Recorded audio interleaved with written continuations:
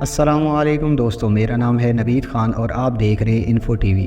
دوستو، ٹائٹینک شپ کی انویسٹیگیشن کے دوران ریسرچر نے ایک عجیب و غریب چیز نوٹس کی۔ سمندر کے باٹم پر شپ کا اگلا حصہ کافی اچھی کنڈیشن میں، جبکہ پچھلا حصہ انتہائی بری کنڈیشن میں، اور وہ بھی 2000 فیٹ دور پڑا تھا۔ بے شک 100 سال تک سمندر کے باٹم پر رہنے پر لوہا اور اسٹیل گل سڑ جاتا ہے، لیکن اگر یہ دونوں ہی ایک شپ کا حصہ تھے اور ایک ہی وقت پر ڈوبے تھے تو پھر اگلے اور پچھلے حصے میں اتنا فرق کیوں؟ ریسرچر کا ماننا ہے کہ ایکسیڈنٹ والی رات آئس برگ سے ٹکرانے کے علاوہ بھی ٹائٹینک کے ساتھ کچھ ہوا تھا جس نے اس کے پچھلے حصے کو زیادہ نقصان پہنچایا تھا۔ پر سوال یہ ہے کہ آخر کیا 1920 میں جس رات ٹائٹینک کے ساتھ حادثہ پیش آیا تھا، اس وقت وہ کینیڈا کے نیو فاؤنڈ لینڈ سے 700 کلومیٹر دور اندھیرے سمندر کے بیچوں بیچ اکیلی موجود تھی۔ حادثے کے وقت اس میں ٹوٹل 2240 لوگ سوار تھے، جس میں سے 1500 لوگ اپنی جان گنوا بیٹھے۔ وہ جس کو انسنکیبل کہا جاتا تھا، وہ قدرت کی طاقت کے سامنے دیکھتے ہی دیکھتے کالے سمندر کی نظر ہو گئی۔ اس حادثے کے چشمدید گواہ آئی وٹنس وہ لوگ تھے جو کسی نہ کسی طرح شپ سے نکل کر اٹلانٹک اوشن کے ٹھنڈے پانی میں کود گئے تھے۔ آئس برگ ٹکرانے سے لے کر شپ کے ڈوبنے تک جو کچھ بھی ہوا، اس کا ریکارڈ آئی وٹنس کے علاوہ کسی کے پاس موجود نہیں تھا، جو کہ خود ٹھنڈے پانی سے لڑنے میں مصروف تھے۔ پہلی ریسکیو شپ RMS کارپیتھیا بھی ٹائٹینک ڈوبنے کے 1.5 گھنٹے کے بعد وہاں پہنچی تھی، اور وہ بھی خوش قسمتی تھی کہ ان کو ٹائٹینک کا ایمرجنسی میسج مل گیا، ورنہ جو لوگ ٹھنڈے پانی میں زندگی اور موت کی جنگ لڑ رہے تھے، ان کی جان بھی نہیں بچتی۔ اور ٹائٹینک کے حادثے کے بارے میں بھی آج تک کسی کو بھی معلوم نہ پڑتا۔ انویسٹیگیشن کے دوران پہلے تو کسی کو بھی معلوم نہیں تھا کہ شپ کے ساتھ ہوا کیا ہے، لیکن پھر بچنے والوں نے بتایا کہ شپ کی ایک آئس برگ سے ٹکر ہوئی تھی۔ ان بیانات کو موقع پر موجود آئس برگ کو دیکھ کر کنفرم بھی کیا گیا، جس پر ٹائٹینک کا ریڈ پینٹ ابھی تک لگا ہوا تھا۔ حادثے کے بعد آئی وٹنس اور ایویڈنس کو دیکھتے ہوئے انویسٹیگیشن رپورٹ میں بتایا گیا کہ ٹائٹینک کے رائٹ سائڈ پر آئس برگ نے 300 فٹ بڑا سوراخ چھوڑا تھا، یعنی کہ ٹائٹینک کی پوری سائڈ کا 1/3 حصہ پھٹ گیا۔ پر دوسری طرف آئی وٹنس کا کہنا تھا کہ شپ کو ڈوبنے میں قریب 2.5 گھنٹے لگے تھے۔ انویسٹیگیشن کا ماننا ہے کہ اگر آئس برگ نے واقعی ٹائٹینک پر 300 فٹ بڑا سوراخ چھوڑا تھا تو اس کو 2.5 گھنٹے میں نہیں بلکہ چند منٹوں میں ہی ڈوب جانا تھا۔ پر سچائی کیا تھی، یہ اس وقت کسی کو بھی معلوم نہ پڑ سکی۔ سچائی جاننے کے لیے ضروری تھا کہ ٹائٹینک شپ کو ڈھونڈا جائے۔ کئی سالوں تک ٹائٹینک کی تلاش جاری رہی، اور ہر گزرتے سال یہ مسٹری اور زیادہ سنگین ہوتی گئی۔ آخر کار 73 ایئر کے بعد جب ٹائٹینک کا ملبہ ملا تو یہ میرین انڈسٹری کے لیے ایک بہت بڑا بریک تھرو تھا۔ وہ سارے سوالات جو ٹائٹینک اپنے پیچھے چھوڑ گئی تھی، ان کے جوابات ڈھونڈنے کا وقت آ چکا تھا۔ اٹلانٹک اوشن کی 4000 میٹر گہرائی میں پچھلی کئی دہائیوں سے ٹائٹینک کا ملبہ کالے اندھیرے میں موجود تھا۔ کئی ایکسپیڈیشنز ارینج کیے گئے جنہوں نے شپ ریک کی لاتعداد فوٹیج کیپچرز کی۔ اوشین ایکسپلورر PH نارشے نے 30 سے زیادہ مرتبہ ٹائٹینک کے ملبے کا دورہ کیا، لیکن انہوں نے 300 فٹ بڑا سوراخ ایک بار بھی نہیں دیکھا۔ البتہ ٹائٹینک کی اس پروفائل فوٹو میں یہ 30 فٹ کا یہ ایریا ظاہر کرتا ہے کہ یہاں پر کوئی چیز آ کر لگی تھی۔ اس کا ایریا صرف 11 اسکوائر فیٹ بنتا ہے، اور کیلکولیشن کے حساب سے دیکھا جائے تو اس میں 370 گیلن پانی ہر سیکنڈ میں ٹائٹینک کے اندر جمع ہو سکتا ہے۔ اسی اسپیڈ سے پانی بھرنے کا مطلب ہے کہ پوری شپ میں پانی ٹوٹل 2.5 گھنٹے میں بھرا ہوگا، اور آئی وٹنس کے مطابق بھی ٹائٹینک کو ڈوبنے میں 2.5 گھنٹے ہی لگے تھے۔ یعنی کہ ایک مسٹری تو سالو ہو گئی کہ ٹائٹینک میں 300 فٹ بڑا سوراخ نہیں تھا، بلکہ صرف 30 فٹ بڑا کریک پڑا تھا۔ تو یہ اکیلی ہی ایک مسٹری نہیں تھی، ابھی اور بھی کافی کچھ جاننا باقی تھا۔ ٹائٹینک شپ ریک پر انویسٹیگیشن کے دوران ریسرچر کو یہ سمجھ نہیں آ رہا تھا کہ شپ کا اگلا حصہ جسے باؤ کہتے ہیں، وہ اس کے پچھلے حصے یعنی اسٹیرن سے اتنا زیادہ اچھی حالت میں کیسے پڑا ہے، اور ان دونوں کے درمیان اتنا زیادہ فاصلہ کیوں ہے۔ اس مسٹری کو سلجھانے کے لیے high tech sonar scanning technology کا سہارا لیا گیا۔ ROVs نے ٹائٹینک شپ ریک سائٹ کی لاکھوں فوٹیجز کیپچر کی، اور پھر ان کو کمپیوٹر گرافک کی مدد سے ایک 3D ماڈل میں کنورٹ کیا۔ اس ماڈل میں وہ تمام ڈیٹیلز بھی تھیں جن کو نارملی اس گہرائی میں کوئی عام کیمرہ یا انسانی آنکھ نہیں دے سکتی۔ ماڈل میں یہ دیکھا جا سکتا ہے کہ 392 فٹ لمبے اسٹیرن کے تمام ڈیکس ایک دوسرے کے اندر ایسے گھسے ہوئے ہیں جیسے یہ اسٹیل کی نہیں بلکہ کاغذ کی شپ ہو۔ مختلف پارٹس شپ سے الگ ہو کر آس پاس بکھرے ہوئے ہیں۔ صرف اس میں لگے 2 کسی گھر کی سائز جتنے بڑے انجن ہیں جو اس کے ساتھ جڑے ہوئے ہیں۔ اسی ماڈل میں ایک اور اہم اشارہ بھی چھپا ہے، وہ اشارہ جو اسٹرن کی اس حالت کے بارے میں بتا رہا ہے۔ 110 سال پہلے اسٹرین जब ओशन फ्लोर से आकर टकराया तो इसके निशानात आज तक यहाँ छुपे हुए हैं, जिनको सिर्फ 3D मॉडल के जरिए ही देखा जा सकता है। इन निशानात से जाहिर होता है कि इस टाइम जिस वक्त ओशन फ्लोर से टकराया तो वो एंटी क्लॉकवाइज घूम रहा था। साइंसदान इन निशानात से अंदाजा लगा सकते हैं कि इस टाइम इस वक्त हैरत अंगेज तौर पर 80 किलोमीटर पर आवर की स्पीड से पानी के अंदर जा रहा था। शिप का पिछला हिस्सा जब इतनी स्पीड से पानी की गहराई में जा रहा था तो पानी से पैदा होने वाली फोर्सेस ने शिप के लूज पार्ट्स को उखाड़ दिया और वो जब 4 किलोमीटर नीचे ओशन फ्लोर से टकराया तो इसके सारे डेक्स एक दूसरे के अंदर धंस गए। दूसरी तरफ जैसा कि आप देख सकते हैं कि बाउ सेक्शन फ्रंट सेक्शन का डिजाइन हाइड्रोडायनेमिक है, यानी ये पानी को आसानी से काट सकता है। ठीक इसी तरह जैसे शिप पानी पर फ्लोट करते वक्त पानी को काट कर अपना रास्ता बनाती है। यही वजह है कि बाउ सेक्शन स्टेर्न के मुकाबले में ना ही रोटेट कर रहा था और ना ही पानी की फोर्सेस इस पर डायरेक्टली अटैक कर रही थी। आखिरकार 110 साल पहले होने वाले हादसे की एक और मिस्ट्री को भी सुलझा लिया गया, लेकिन एक और सवाल भी है जिसका जवाब ढूंढना बहुत जरूरी है। वो ये है कि टाइटैनिक शिप दो हिस्सों में किस वक्त अलग अलग हुई। जैसा कि आपने जाना कि शिप के दो हिस्सों में टूटने की खबर आई विटनेस ने दी थी। सालों से ये माना जा रहा है कि टाइटैनिक डूबने से पहले ही दो हिस्सों में डिवाइड हो गई थी। ये खबर काफी हद तक सच भी है, लेकिन ये पूरा सच नहीं। जब बाउ सेक्शन में पानी भर गया तो वो पानी के अंदर चला गया, जिसकी वजह से स्टेरन सेक्शन का पूरा वेट पेवन पॉइंट यानी सेंटर पर पड़ रहा था। ये सेंटर पॉइंट इतना ज्यादा वजन बर्दाश्त ना कर सका और टूटकर दो हिस्सों में डिवाइड हो गया। पर सोनार स्कैनिंग से बनाया गया 3D मॉडल कुछ अलग ही कहानी बता रहा है। जी हाँ, देखा जाए तो टाइटैनिक के अंदर मौजूद साजो सामान दूर दूर तक ओशन फ्लोर पर बिखरा हुआ है। इसमें काफी cup, dinner plates, शैंडलीज, deck benches और लोगों का पर्सनल सामान भी है। इसमें से 90% आइटम्स ईस्टर्न सेक्शन की हैं। टोटल 10,000 से भी ज्यादा आइटम्स इस पूरे एरिया में फैले हुए हैं, जो तकरीबन 3.2 स्क्वायर किलोमीटर का एरिया बनता है। अगर तो ये सेक्शन पानी के ऊपर ही बाउ सेक्शन से अलग हो जाता तो इसका मतलब है कि ओशन फ्लोर तक पहुंचते पहुंचते इसका मलबा 3.2 स्क्वायर किलोमीटर नहीं बल्कि इससे भी ज्यादा बड़े एरिया पर फैलता, जैसा कि आप इस एनिमेशन में भी देख सकते हैं। लिहाजा एक्सपर्ट का मानना है कि ये सेक्शन टूट तो पानी के ऊपर ही गया था, लेकिन ये बाउ सेक्शन से अलग ओशन फ्लोर के करीब आकर हुआ है और फिर रोटेट होता होता अपनी डायरेक्शन बदल गया और 2000 फीट दूर जा गिरा। आज RMS टाइटैनिक की बॉडी पूरी तरह से रेस्ट हो चुकी है। साइंसदानों का मानना है कि ओशन की इस गहराई में ऑक्सीजन बहुत कम होता है, जिसकी वजह से रेस्टिंग प्रोसेस भी बहुत स्लो हो जाता है। लेकिन जंग के कुछ सैंपल्स को निकालकर जब टेस्ट किया गया तो मालूम पड़ा कि जंग बैक्टीरिया से रिलीज होने वाली ऑक्सीजन की वजह से लगा। एक्सपर्ट का मानना है कि जिस तेजी से ये जंग लगता जा रहा है, आने वाले चंद सालों में टाइटैनिक के सारे फ्लोर्स एक दूसरे पर गिर जाएंगे और फिर ये अपनी असल शक्ल हमेशा हमेशा के लिए खो देगी। उम्मीद है आज की ये इन्फॉर्मेशन वीडियो आपको जरूर पसंद आएगी। अपनी राय का इजहार कमेंट्स बॉक्स में जरूर कीजिएगा।